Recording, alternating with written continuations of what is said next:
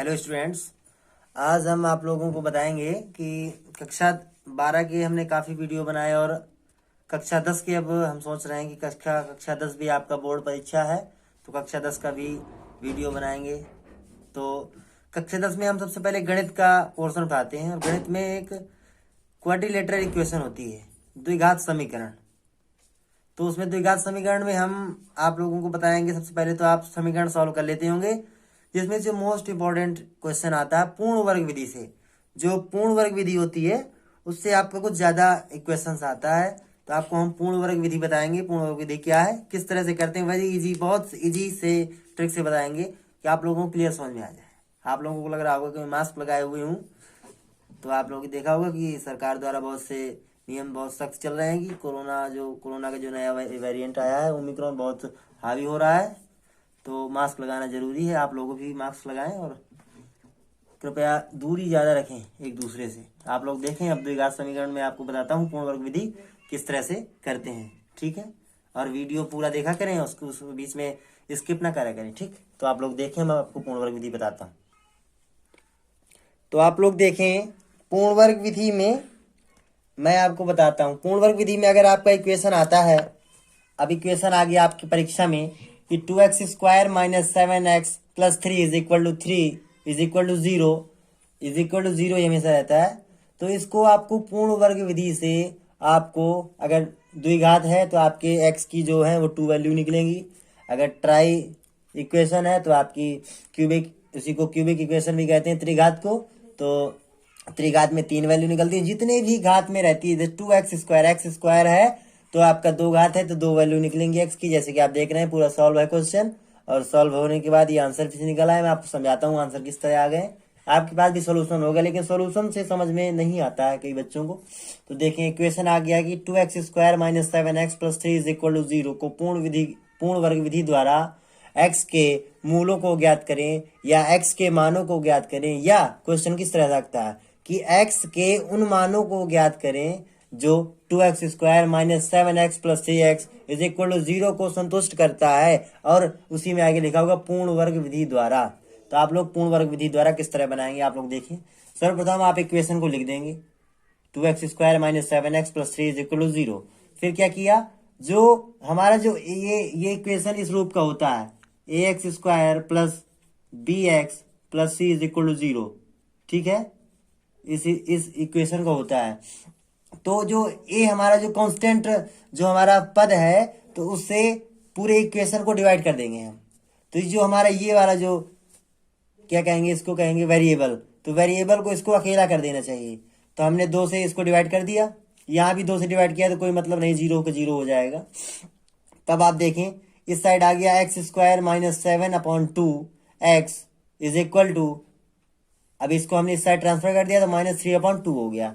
अब आप लोगों को क्या करना है, इतना तो आपको हर इक्वेशन में करना है। इसके बाद आप क्या करेंगे कि जो ये वाला जो bx वाला जो टर्म है, इसको आपको आधा करना है, जस्ट इसका आधा कर देंगे। तो इसका आधा जब करेंगे तो 2 से डिवाइड कर दें तो आधा हो जाएगा। जब 2 से डिवाइड कर देंगे तो 2 इंटू 2 हो जाएगा 4, 7/4। तो 7/4 का हमको वर्ग करके जोड़ना है और घटा देना है इसी वाले टर्म में। इस साइड कुछ नहीं करना, इसी वाले टर्म में 7/2 को पहले हम आधा करेंगे, 7/2 को आधा कर देंगे तो 7/4 हो जाएगा। और 7/4 का स्क्वायर करके उसी को जोड़ेंगे, उसी का स्क्वायर, और उसका घटा देंगे। तो आप देखेंगे यहाँ मैंने 7/4 का स्क्वायर जोड़ भी दिया या घटा दिया। इसको क्रॉस कर देंगे तो कोई इसमें इक्वेशन में कोई फर्क नहीं पड़ेगा। लेकिन हमें पूर्ण वर्ग विधि बनानी है, तो जो इसकी जो स्टेप्स हैं वो आप क्लियर होती चली जाएंगी।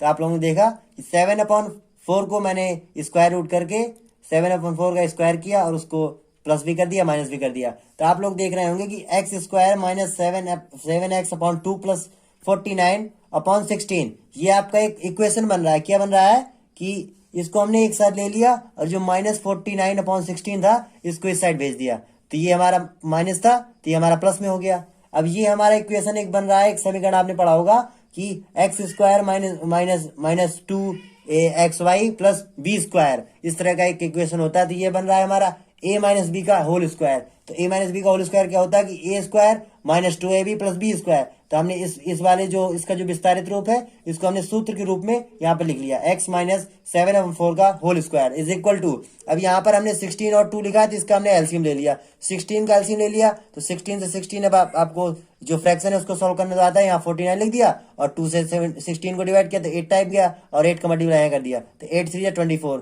अब 49 में 24 लेस कर दिया तो 25 आ गया, 25/16 हो गया। अब इस तरह देखें कि जो स्क्वायर रूट है जब हम इसको दूसरी साइड भेजते हैं या अगर स्क्वायर रूट है तो इस साइड भेजेंगे तो ये जो आपको जो करनी होती है इसको करनी कहते हैं, तो करनी आ जाती है, यहाँ से स्क्वायर हट जाता है। और जब करनी हटती है तो करनी के बाद जो अंदर जो वैल्यू होती है वो हमेशा दो रूपों में आती है, एक पॉजिटिव एक निगेटिव। तो हमने देखा यहाँ लिख दिया x minus 7/4 is equal two plus minus 5/4।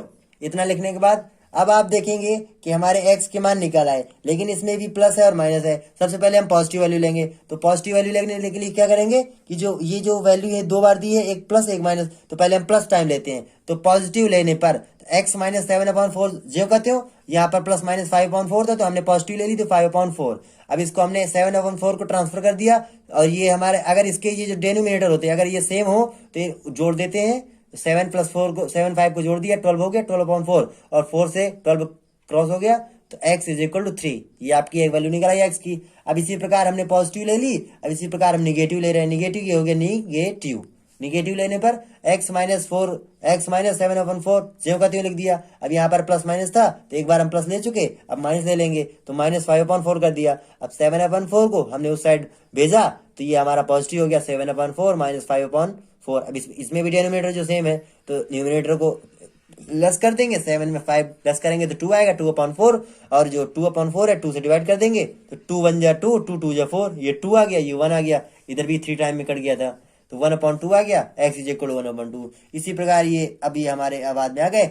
इतना सॉल्व करने के बाद इनको x की वैल्यू को आप घेरे में लिख देंगे और बाद में लिख देंगे x इज इक्वल टू 3, 1/2। ये आपके x के 2 मान निकल आए। अगर ये त्रिघात होता तो x के 3 मान निकलते। अब मैं आपको एक नया क्वेश्चन और बताता हूं तो आप लोग देखें। तो आप लोग देखें, अभी ये दूसरा क्वेश्चन मैंने यहाँ पर लिख दिया है। आपको पहला क्वेश्चन समझ गया, उसकी भी पूर्ण वर्ग बनाने की भी कई विधि है, तो मैंने आपको एक विधि बता दी। अब एक विधि आप ये भी देख लें इस वाले क्वेश्चन में। अगर इस तरह क्वेश्चन आता है तो आप लोग सोचेंगे कि पहले इस पद को हटा करके इधर 4 का डिवाइड करें, फिर 4 का डिवाइड करें, फिर आधा करके जोड़ें घटाएं। लेकिन ये क्वेश्चन अगर ये क्वेश्चन आता है तो आप लोग देखिए, मैं इसको और इजी ट्रिक से बताता हूँ। यहाँ पर आपने ये इक्वेशन लिख दिया 16x प्लस, अब 15 को आप तोड़ सकते हैं क्या 16 - 1 में। 15 को मैंने 16 - 1 में तोड़ दिया। अब आप देख रहे होंगे ये आपका समीकरण बन रहा है, क्या बन रहा है कि 2x प्लस 4 का होल स्क्वायर। आप लोग देखेंगे और ये माइनस जो है इस साइड भेज दो। 2x प्लस 4 का होल स्क्वायर जब आप तोड़ेंगे 4x स्क्वायर प्लस 2 2 4 2 2 जा 4 4 2 जा 4 4 जा 16x प्लस 4 के साथ 16। ये आपका इक्वेशन बन रहा है, ये प्लस हो गया। तब आप लोग देखें 2x plus 4 square is equal to, आप चाहे तो इसको करनी में ले जाए, लेकिन आपको मैं इसी में एक सूत्र बता दे रहा हूं। इसको इस साइड ले आइए, -1 कर दीजिए। अब आप देख रहे हो कि ये इक्वेशन फिर बन रही है प्लस 4 माइनस, हम इसको कर सकते हैं स्क्वायर कि नहीं कर सकते। अभी ये आपका इक्वेशन ही बन रहा है। आपने इस तरह का सूत्र पढ़ा होगा कि a square minus B square is equal to a plus B और a माइनस बी। अब आपको लग रहा होगा कि हम तो ये कर सकते हैं, तो आप लोग देखें अब इसी तरह ही बन रहा है कि a square minus B square, तो a प्लस बी, ये पूरा a है आपका और ये पूरा b है, तो a प्लस बी एक कोष्टक में कर दें 2x प्लस 4, ये तो आपका a हो गया और प्लस 1 ये आ गया आपका। इसके बाद एक कोष्टक में क्या आ जाएगा 2x प्लस 4 माइनस 1, ये आपके आ गए 2। अब आप इसमें देखें क्या, अब इसको सॉल्व कर लें 2x plus 5, 2x plus 5 is equal to 0, x is equal to -5/2। ये ट्रांसफर हो गया माइनस और ये 2 आपका डिवाइड में आ गया, ठीक है। ये आपका इधर सॉल्व हो गया। अब ये देखें 2x, अब ये 4 है 3 हो गया प्लस का is equal to 3, x is equal to -3/2। इस तरह से आपके ये दो क्वेश्चन हो गए 5/2 -3/2। इस तरह से भी आप, अगर इस तरह क्वेश्चन आते हैं तो आप लोग क्वेश्चन बना भी सकते हैं कि किस तरह से हमको सरल हो जाए। वह विधि जो मैंने आपको बताई उस तरह से भी कर सकते हैं। अगर ये क्वेश्चन आपका इस तरह से आता है तो आपको और जल्दी ट्रिक से हो गया। इसलिए आप जितना दिमाग लगाएं उतना ही, जो पूर्ण वर्ग का मतलब ये नहीं कि एक ही विधि से आप क्वेश्चन सॉल्व करें कि आपकी जो बुक में दी है तो केवल वही विधि। आप लोग यूट्यूब में कई प्रकार से सर्च करते हैं, इसलिए हम आपके लिए नए नए वीडियोस डालते रहते हैं। आप लोग ये क्वेश्चन तैयार कर लें। मैं कल आपको त्रिघात का एक समीकरण सॉल्व करके बताऊंगा और आप लोग त्रिघात से बनाएंगे, लेकिन ज्यादातर द्विघात समीकरण से ज्यादा परीक्षा में हो जाता है, इसलिए मैंने आपको द्विघात समीकरण का ये जो पूर्ण वर्ग विधि का जो प्रोसेस था वो मैंने आपको बता दिया है। ठीक है, धन्यवाद, थैंक यू। अगर वीडियो सही लगा हो तो आप लोग ज्यादा से ज्यादा देखें और शेयर भी करें, दूसरों को भी बताएं कि हमें समझ में आता है, अच्छा है। तो आप लोग तैयारी करें परीक्षा की दृष्टि से, लेकिन मास्क का प्रयोग जरूर करें आप लोग। ठीक है, मैं इस चीज को बार बार कहता हूँ। ठीक, धन्यवाद।